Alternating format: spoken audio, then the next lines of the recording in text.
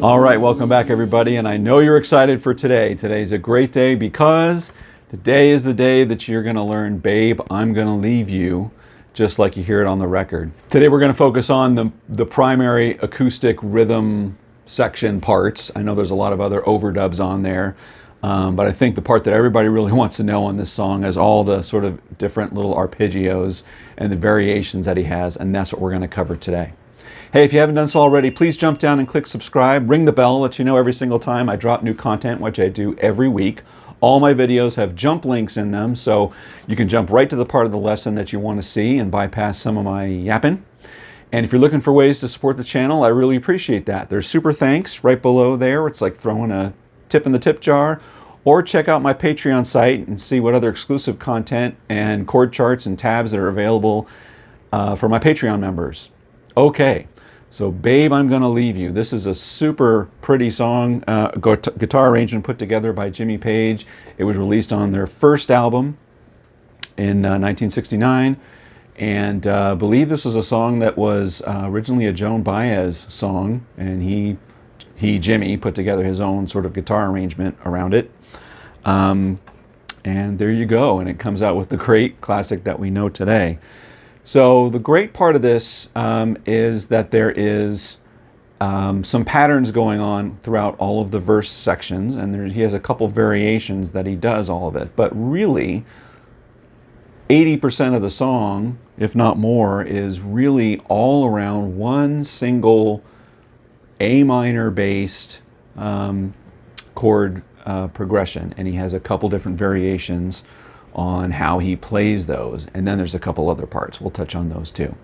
Okay, so let's start with this. I'm going to call the standard sort of chord variation, or the standard verse section that he puts together. Okay, by the way, we're in standard tuning.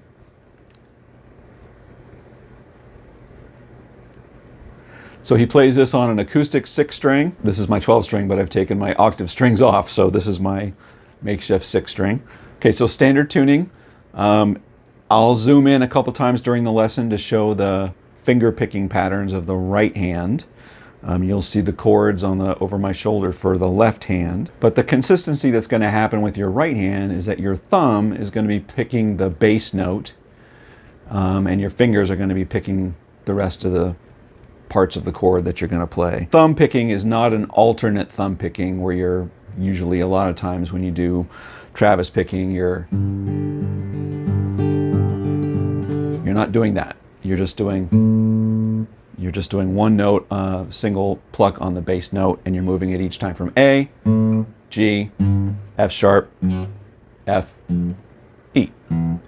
Okay, and that's going to be the primary part. Okay, so here's the first opening chord. You'll see the chart over the left-hand side, and you can see my fingers on the right-hand side. So the first chord is an A minor, and what you're going to do is you're going to pick that A minor with your thumb for the bass note, and you're going to pick 4 and 3, skip over 2, and go to 1.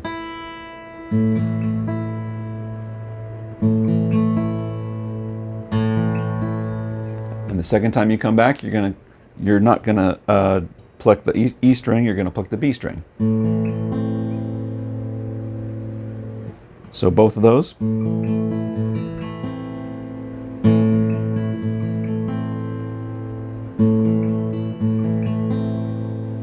Okay, here's your next chord shape.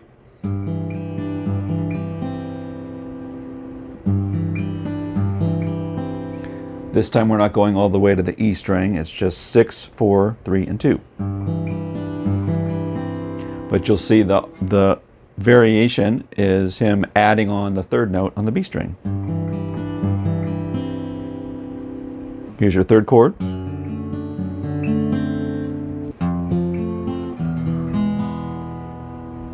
F to E. Okay, so let's do that one more time.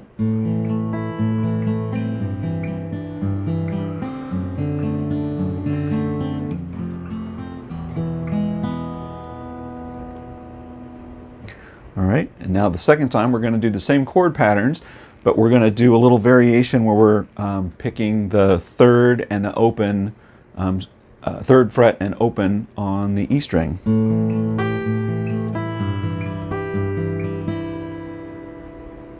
and then coming back on the B string, and then finish it off. Okay? Now, I'm calling that the standard sort of primary variation of the verse. And I would include all sort of embellishments that you do that involve, you know, the third fret on the E and the B string, or none of the embellishments. All of that sort of makes up this standard, right? So you can play it with no embellishments.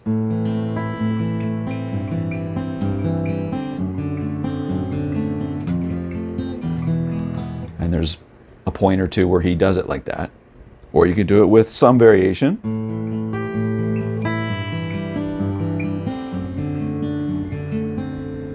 Or you could change the variation.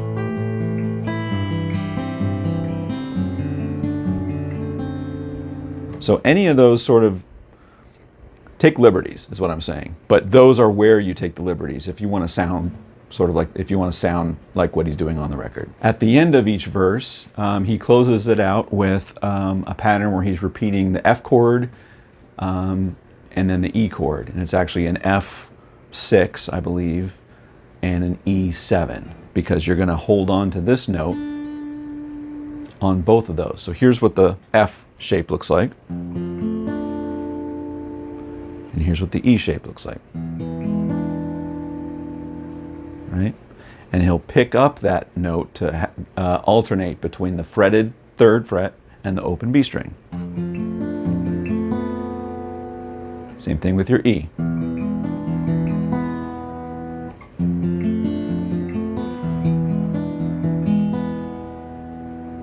Right? So all the way through.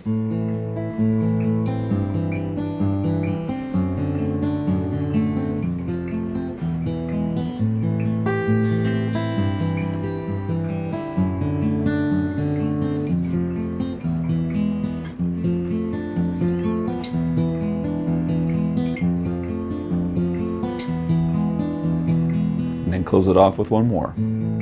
However you want to play it.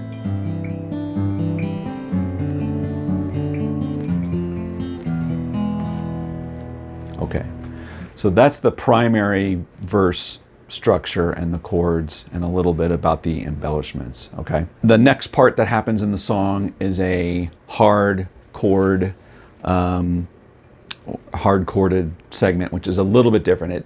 It goes a little bit from the standard A minor verse variation, but it's using a lot of the similar chord voicings that we'll see later as well. So it goes.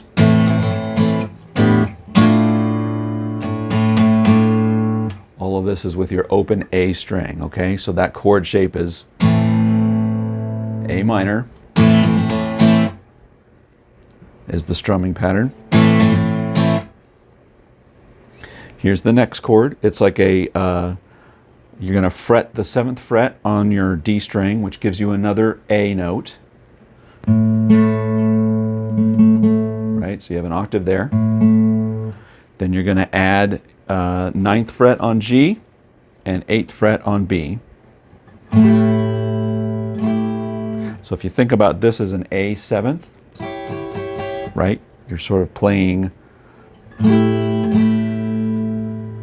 a version of that A 7th if you, or an A minor 7 if you want to think about that way.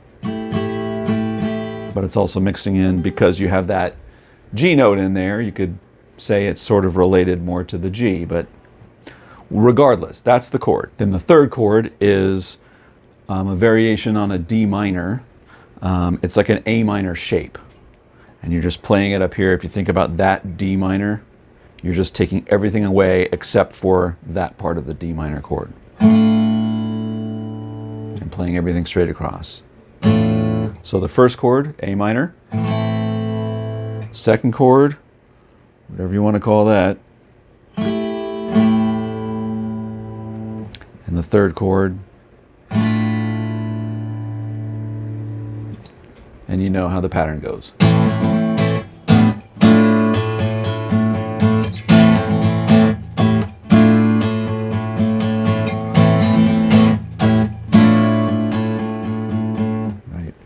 that section. Okay, now there's a second variation of the verse chords theme where it's just hard. You're using all the same fingering that you did for your arpeggio, but you're just hitting it very hard as chords, and it sounds like this.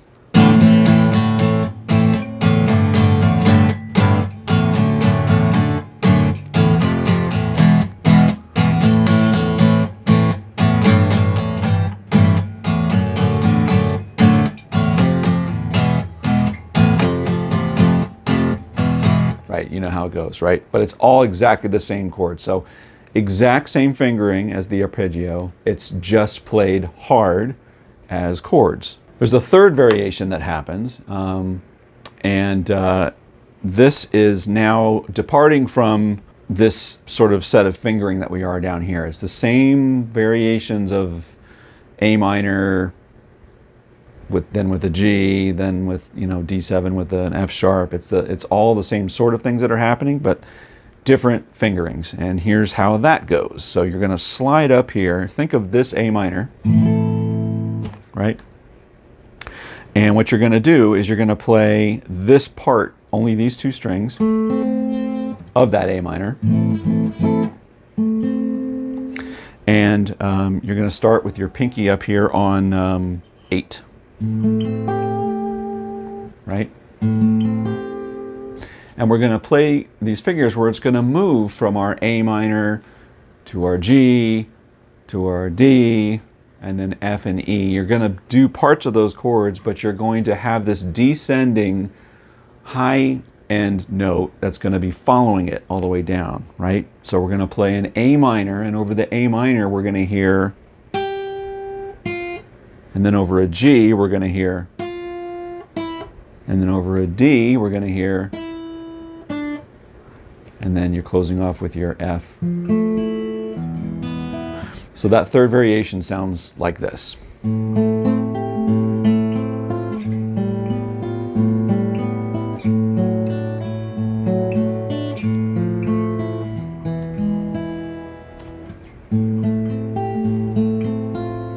There's your A minor and your high note.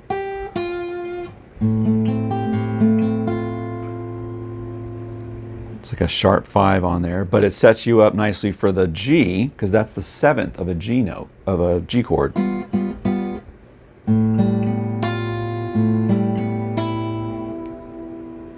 Which is taking you down to your D. And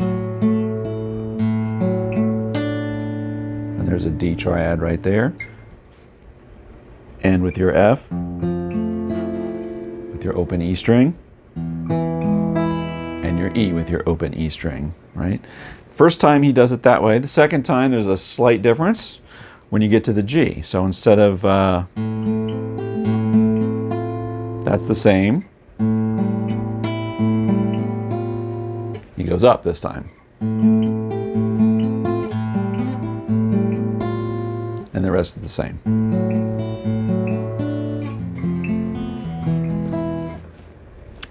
So I like to play around with all sorts of variations with that.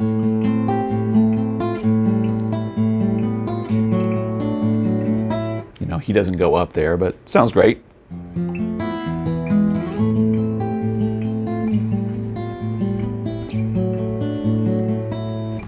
Anyway, you can play with that how you like, but that's the fingering, you know.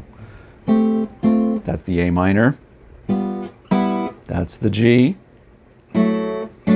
That's the D, and then just a standard F. Oh, I guess that's an F major 7 because you want to have that open E string.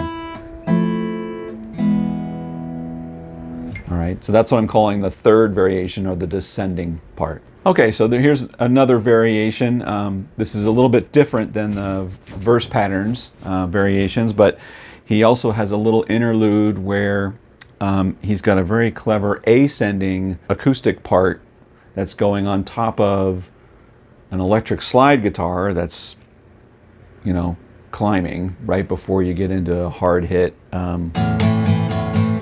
right before you get into that, right? So what he's doing there is he's building an A minor, but he wants to get this important, wants to get those two notes in there. There's a couple places where you can put that. But the fingering that he uses here is this A minor, and your pinky is stretching up to 4 on the G string, which if this is a new position for you, it'll take a while. It may take you a while to be comfortable with that. But that's the chord. The first time he does it, if you want to be sort of record perfect, he plays those notes. Where he jumps over the B string and he hits the E as the first chord. Then you're going to come all the way up here, and it's that same chord that we learned before. And you're going to finish it off with this D minor shape, but you're going to add with your pinky up 2 frets on the B string to 8, and then pull off to 6. So altogether, that first time,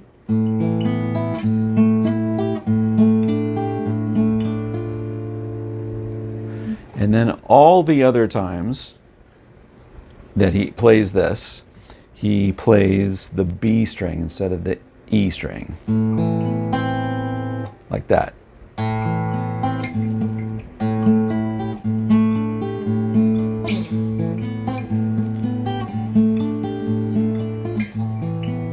One more time slow.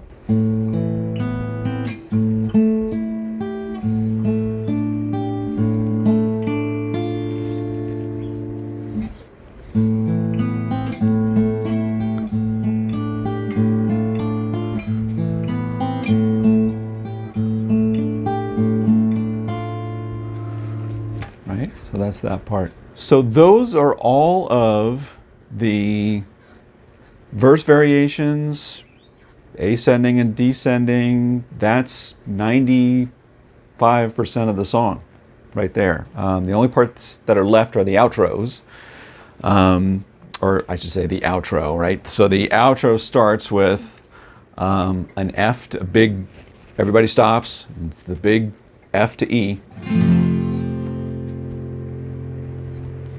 That's when it's calling you. You know that part, right? The fingering's a little interesting though, because I can't tell when the F is a straight F from low to high, and the E is dragging back, and I think that, well, I know the last E chord that he uses is this fingering,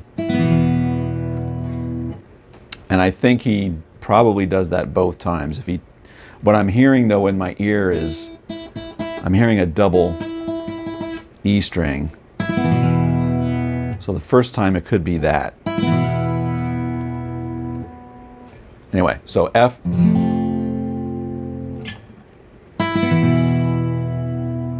Let's just go with that. F one more time. And then here's the last E. Because you got to do that little hammer on there that he does. So that hammer means that he's got this. He's hitting it with his pinky. You can see it on the linked video that I have on here. Right. And now here's the prettiest part of this outro. So I'll show you the charts over my shoulder, and I'll talk about what's happening there. So the first chord.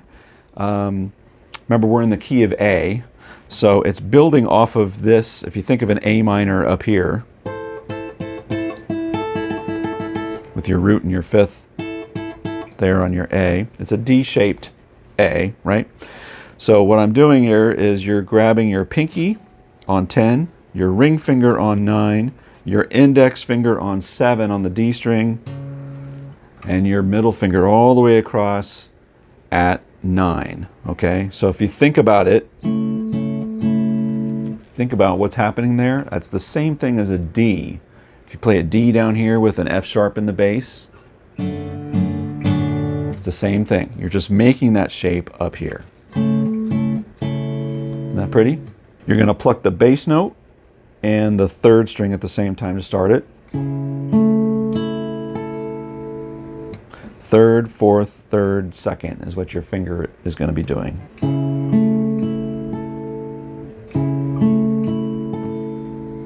The second chord is you're going to take these two fingers, these two parts of that chord, and you're going to slide it down 1 fret, and you're going to leave the rest of your fingers exactly where they are.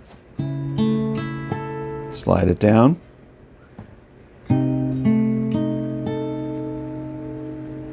And a trick for me is that I set up these fingers first, and then I lay my pinky or the whatever note is playing that high A at the end. Okay, so what I mean is because these are probably new chord shapes, and as you're moving your fingers into that next chord shape, you're going to be like, it's going too fast, and you don't have to lay all 4 fingers down at the same time, right? So you just need to be able to lay your fingers down in time for you to pluck that string, in other words. So your first one again.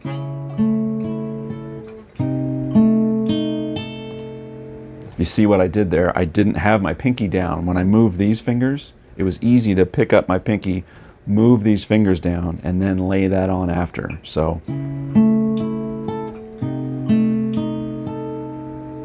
because it was sort of hard for me to, I mean, you can do that. If you can do that, that's great. But for some reason, my brain is not letting that pinky act independently. Then the third one, you're going to change your shape to this.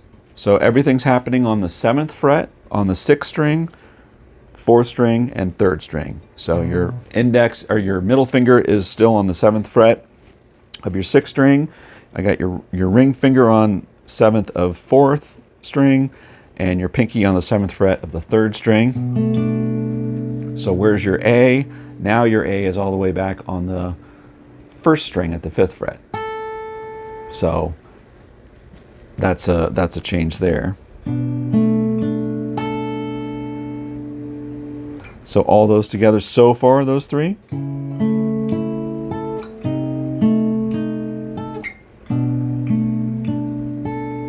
See, I did that again. I didn't lay this index finger down until I was ready to pluck it, because it was easier to fret the chord. Last one is you're just taking that index finger and moving it down 1,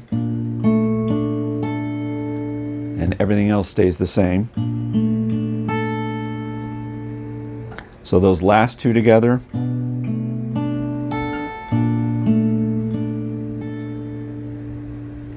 All right, so let's do those 4 one time together.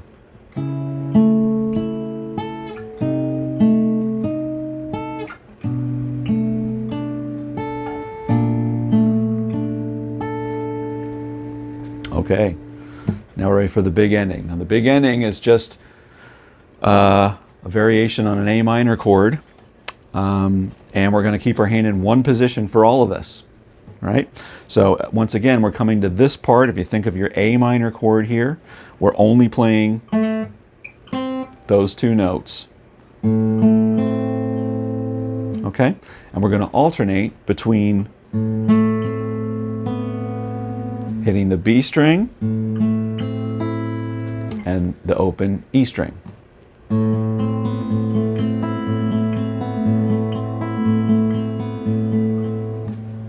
That's all that's happening there. So you're plucking your bass note, 4th, 3rd, 2nd, 4th, 3rd, 1st. That's the alternating pattern.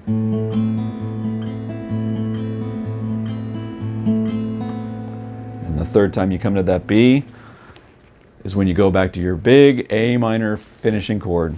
And you hit that however you want to hit it.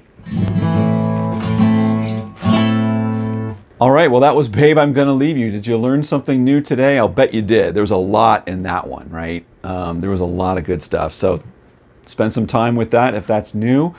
If you haven't done so already and you like what you saw today, jump down and hit that subscribe button, ring the bell, let you know when I drop new content, which I do every single week. Let me know in the comments what you think about this lesson.